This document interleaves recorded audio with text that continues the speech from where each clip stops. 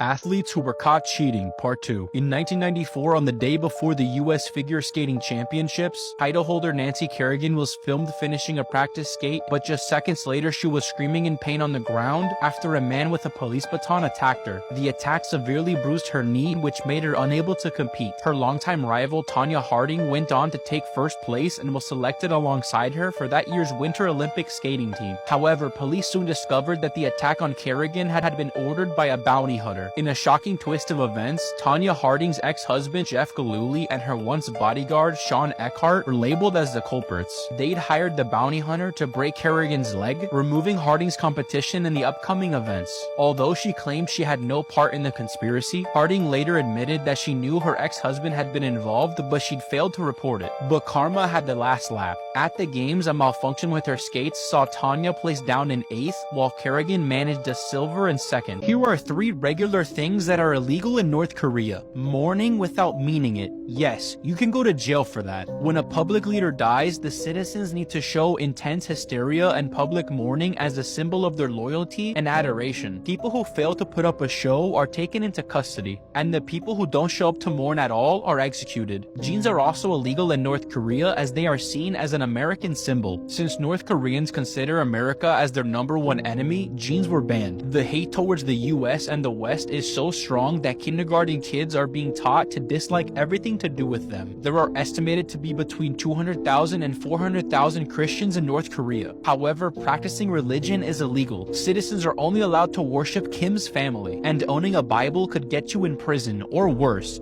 executed. Just to make matters worse, Christmas was banned in North Korea too. This security video from 2016 shows American Otto Warmbier, who was visiting North Korea as a tourist, taking down a propaganda poster in his hotel to take home as a souvenir. But little did he know what he just did was a massive crime. When it was time to leave the country, he was detained and brought into custody, where he was sentenced to 15 years of imprisonment with hard labor for taking down the poster. But just a few short months into his sentence, he fell into a coma. After 17 months in captivity, the US and North Korea came to an agreement and he was freed in June 2017, still in a comatose state. When he arrived back home to Ohio, doctors discovered he had extensive brain damage, possibly due to abuse. And 6 days after his return, he passed away. Many say that North Korea purposefully put him into a coma so that he wouldn't be able to tell anyone what he saw or what was done to him. May Otto Warmbier rest in peace. Here were 3 of the most disturbing communities on Reddit. Just a quick heads up, if you have a sensitive stomach, don't go searching these subreddits. Let's start off with some mild stuff, shall we? The Reddit community r/human toilets is not just a place for pictures and videos of people using others as toilets, but also a meeting place for people who want to be used for those types of bodily functions. We live in 2022, and while some kinks are starting to be widely accepted, this shouldn't be one of them. The subreddit r/beatingwomen is a dedicated community full of photos and videos of women being assaulted, but also discussions on how to beat women and inflict the most pain. And the last one, and the one I do not recommend visiting, is eye bleach. A lot of people make the mistake between eye bleach with an A, which is a subreddit for cute animals, and eye bleach without the A, which is just pure gore, videos and images of cruelty, and much more. You'll definitely need to wash your eyes with bleach after seeing that. If these animal moments weren't recorded, no one would believe it. Part 2. On New Year's Eve in 2012, the people in Norway were confused when thousands of dead fish washed up on a beach. There were so many fish that they weighed an estimated 20 tons. But here's where things get crazy. Before anyone could even count the fish, let alone clean them up, the fish disappeared. No one's sure how these fish all washed up and then disappeared within a few hours. The fish clearly weren't alive as they were no longer in the water. So how on earth did they simply vanish? It makes no sense. According to the World Health Organization, it has recently been reported that an Ebola outbreak has been declared in Uganda. Health officials have found over a dozen cases of the infection, and already over 30 deaths have been attributed to the outbreak. This virus can spread through bodily fluids, and it can take several days for symptoms to appear, time in which the person is contagious. The disease causes both internal and external bleeding and is more often than not fatal. Unfortunately, there is no approved Ebola vaccine yet. This particular outbreak is caused by the Sudan virus, which has a mortality rate ranging anywhere from 20 to 90%. Because there is no vaccine available for this particular strain, authorities are working relentlessly to find the source of the outbreak, but also to isolate those who are currently infected, all in the hopes of containing this outbreak before it spreads more widely. This is probably the most messed up thing I've ever heard. In 2000, during the Sydney Paralympics, the Spanish learning disabled basketball team beat Russia in their final match to win gold. But after the games closed, a member of the team, Carlos Ribagorda, confessed something outrageous to the press. The team was supposed to be made up exclusively of players with an IQ of less than 70, but 10 of their 12 players were actually mentally competent athletes with much higher IQs than the maximum. Apparently, they had all signed up as part of a wider scheme to boost their country's chances of winning. They were even provided with fake medical certificates to help them feign disabilities. Worst of all, for 2 years leading up to the Paralympics, they had trained around the world beating disabled athletes. Shockingly, the mastermind behind the scheme was the president of the Spanish Federation of Sports for the Intellectually Disabled, but he was fined just 5,400 euros after admitting to charges of fraud and embezzlement. While watching the new mind-bending sci-fi show The Peripheral, it got me thinking, if you could see your future and use that information to make changes to your life in the present, would you want to? That's exactly what takes place in this show, where it is the year 2032 and Flynn gets the chance to beta test a new super advanced VR game. Through this simulation, Flynn can transport her consciousness into an AI avatar from an alternate future set in London in 2099, while her physical being remains in the past. The show introduces the concept of future bending, which is when you see what is going to happen in the future and use that information to make changes in your present, thus changing your future. So is this type of future bending actually possible? VR has come a long way over the last few years, allowing us to step into places we could only imagine. Who knows, that along with the known fact that space-time can be bent could one day allow us to experience this type of reality, hopefully sooner rather than later. To see future bending in action, tune into Prime Video to watch The Peripheral now. If these animal moments weren't recorded, no one would believe it. On New Year's Eve in 2011, the people in Arkansas, USA were shocked when it began to rain dead ravens. That's right, over 5,000 dead raven birds fell from the sky. This phenomenon remains unexplained to this day. No one is sure how 5,000 birds flying in the sky can suddenly pass away. Scientists found that they passed away from internal trauma, but there were no signs of damage on their outer bodies. There was also no sign that these birds were sick in any way. Here's what would happen if you stopped blinking. You're gonna be surprised with how fast you actually end up going blind. After 1 minute, you will feel slight discomfort, but it will be bearable. After 2 minutes, your eyes will start to tear up in a desperate attempt to lubricate the cornea. After 10 minutes, all kinds of bacteria and dust particles will deposit on your eyes, causing an irritating sensation. After 15 minutes, the blurry vision will increase and you will start to lose your sight. After 30 minutes, due to the dryness, your eyes will bulge out and the pain will feel as if someone is using a tattoo gun on your eyes.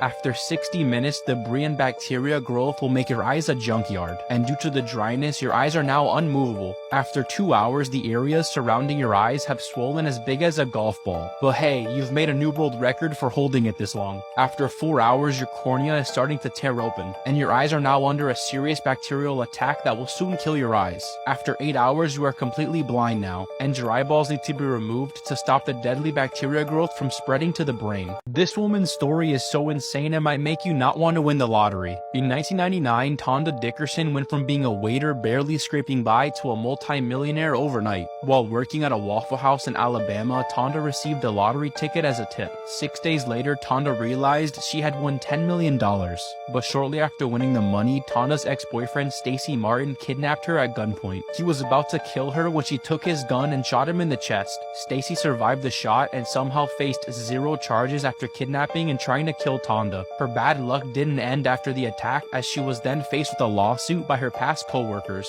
The lawsuit claimed that Tonda made a verbal agreement with her co-workers to split the prize money. Then the guy who gave her the ticket, Edward Seward, also sued her, claiming she promised him a truck if she ever won the lottery. Luckily for Tonda, she won both of the lawsuits. After that, since Tonda was sharing the money with her family, the IRS imposed a gift tax of $771,000 on it. Times streamers were caught cheating. Alex Zedra, the voice actor for Mara in Call of Duty Modern Warfare, live streams on Twitch on a constant basis. She usually has other COD players on her stream with her, in order to boost their channels and help them gain traction. On one of those types of streams, Alex hosted Icy Vixen and soon noticed that this girl was playing way too well. In one instance, Icy Vixen was able to perfectly aim at an enemy through a hill, which made Alex question the legitimacy of her COD skills. It seems that Vixen was using either wall hacks or a namebot. Both of these hacks are banned by Call of Duty. And after Alex did some digging, she found out that Vixen was indeed using hacks in order to gain an advantage in COD. Once caught, Twitch shut down her channel. The backlash that resulted from Alex outing Vixen made her delete all of her social media accounts. Players and Twitch users then uncovered some of Vixen's old gameplay footage, in which it can be clearly seen that her aim was perfect even when her hands were nowhere near her setup. This man is a murderer, cannibal, and necrophile who never served any jail time for his crimes. Yes, you heard that right. Issei Sagawa is known for killing Renee Hartvelt in Paris in 1981. He killed the woman in her own apartment, had sex with her corpse, then consumed various parts of her body. All this while taking pictures of the corpse at each and every stage. But when he tried to dispose of the remains, he got caught by the French police. After being held for 2 years awaiting trial, Sagawa was found legally insane and unfit to stand trial by the French judge. So instead, he was admitted to a mental institution. But because of the publicity his crimes got and the fact that some people started treating him like some sort of celebrity, the French decided to deport him back to Japan. There in the Madzuzawa hospital in Tokyo, he was found by doctors to actually be sane. But as the charges against Sagawa in France had been dropped and the French court reports were sealed, he couldn't legitimately be detained in Japan. He was released from the hospital on August 12, 1986 and has remained free ever since, contrary to widespread criticism. This man managed to fake a coma for 2 years so he could avoid going to jail. After being found guilty in 2012 of stealing 40,000 pounds from his dementia-ridden neighbor, Alan Knight would start to pretend he was paraplegic and sometimes would fall into a coma. Conveniently, this happened every time the authorities visited him. This fake in-and-out coma lasted for 2 years, in which Knight had admitted himself into a hospital for 10 weeks and managed to convince even the doctors of this mysterious illness, meaning he laid there without moving or opening his eyes for almost 2 months. Eventually, 2 years later, police were finally able to find CCTV footage of Alan out shopping and images on his computer of him being just fine. The picture showed him and his wife on holidays, at weddings, Legoland, and many other places where a person with a coma would not be able to go. Alan was jailed for 4.5 years in November 2014 on fraud and forgery charges. People who outlived insane prison sentences. On May 5th, 1975, Otis Johnson was walking down the street when he was stopped and searched by officers in Harlem, New York. The officers alleged Otis fit the description of a man involved in a nearby shooting of a police officer. The description only said that the man was wearing a tan jacket, but that was enough to convince the officers of Johnson's guilt. Somehow, despite a glaring lack of evidence or credible eyewitnesses, Johnson was sentenced to 25 years to life for the attack he was accused of. His good behavior made him eligible for parole 9 times, and during several of his parole hearings, he was told that if he just confessed, he could walk free. Johnson clearly had a backbone made out of pure steel, because each time he refused to confess to a crime he hadn't committed. Fortunately, his 9th parole hearing in 2014 was positive and he was finally released. That means he had been in prison for almost 40 years, all because he was wearing a tan jacket. This woman's story is so insane it might make you not want to win the lottery. In 1999, Tonda Dickerson went from being a waiter barely scraping by to a multi-millionaire overnight. While working at a Waffle House in Alabama, Tonda received a lottery ticket as a tip. 6 days later, Tonda realized she had won $10 million. But shortly after winning the money, Tonda's ex-boyfriend Stacy Martin kidnapped her at gunpoint. He was about to kill her when she took his gun and shot him in the chest. Stacy survived the shot and somehow faced 0 charges after kidnapping and trying to kill Tonda. Her bad luck didn't end after the attack, as she was then faced with a lawsuit by her past co-workers.